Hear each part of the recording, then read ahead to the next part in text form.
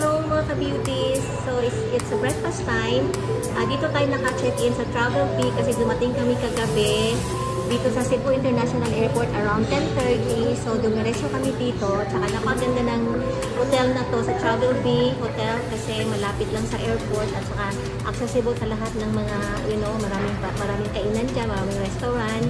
And then from after having this is a breakfast buffet. So kasama na to sa namin sa hotel stay namin, kasama yung kapatid ko na si Roderick kasi at saka yung pamangkin ko na si RR kasi sila nag-drive sila from Dumaguete here to Cebu para pick upin ako.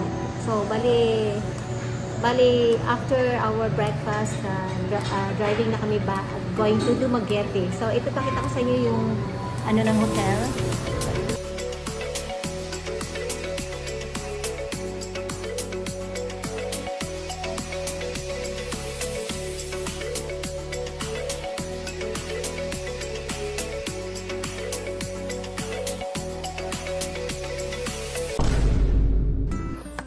Hello mga ka-beauties!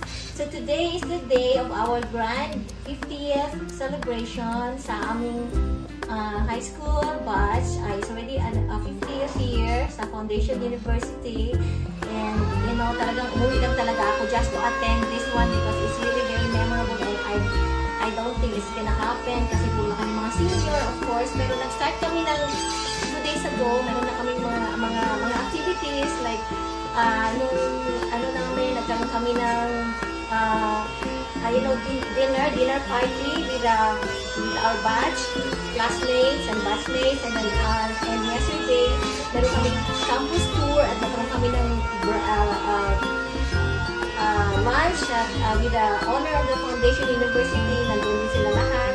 So ngayon, I'm going now to the event. Okay, bye for now.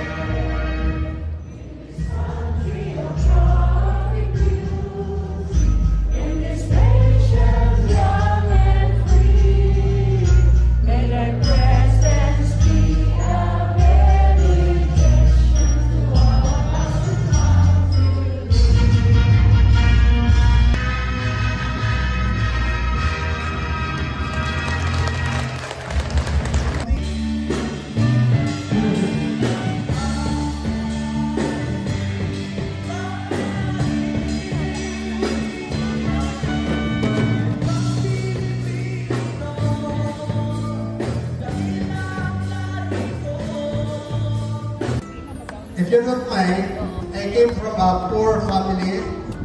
My father was grade 2, my mother was grade 4. We were 11 siblings. Food was not a problem, education was. Paying for our education was a very big problem.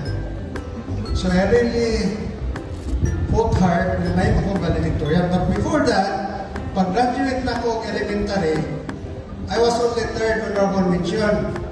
So, di ako kung scholars high school. So, what I did is stop schooling for 1 year. I sold popsicles, shine shoes, self-sold newspaper, until I saw an announcement at the gate of the main campus, entrance exam for high school. Ang katong mga top 10 siguro to will be scholars. So, we stayed 4 years. Ano ba, after 4 years, nakauyab na. Ako, punta ko nakuyab, pero gamay magbuko. So, ang akong kaibog sana will remain married forever. I hope there will be a second coming. So, why high school is very important for me? They say I was the valedictorian. That's true. But getting that award for that achievement was very important to me. It was purpose-driven, as I say.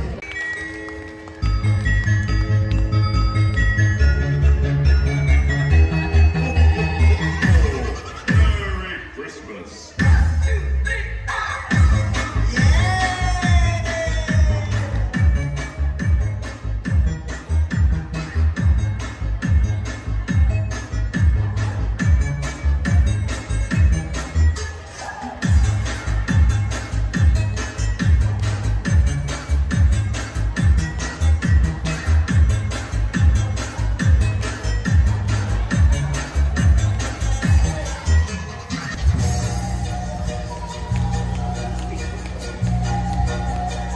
DJ Jen.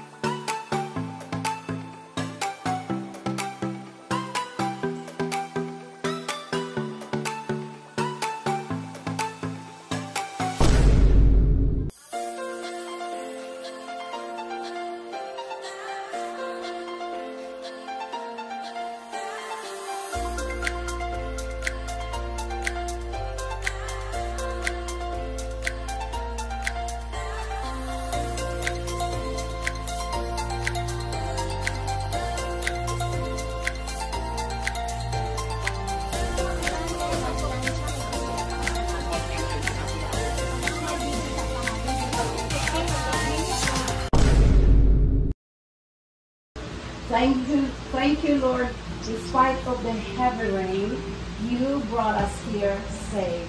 And some of us don't know the residents of Sinaida, but because of you, we found her residence. And thank you for that one, Lord.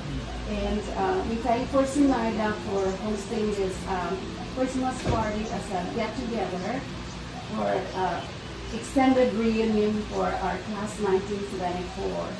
And the food on the table, bless us, Lord, that nourishes our body.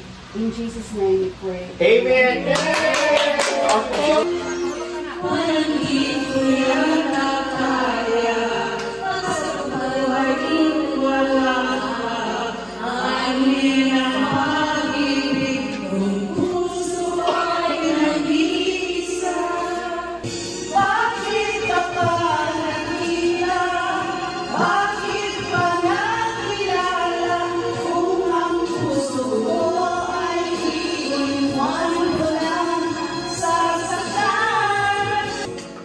I am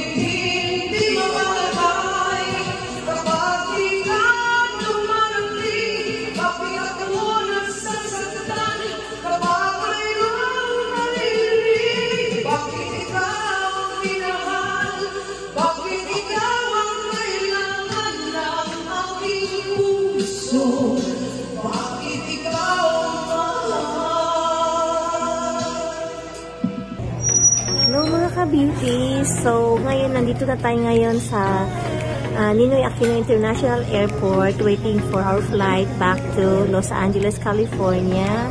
So, bali, yung flight namin today is 9:50 via United Airlines. So, tapos na yung aking maliligayang araw. Back to reality na naman.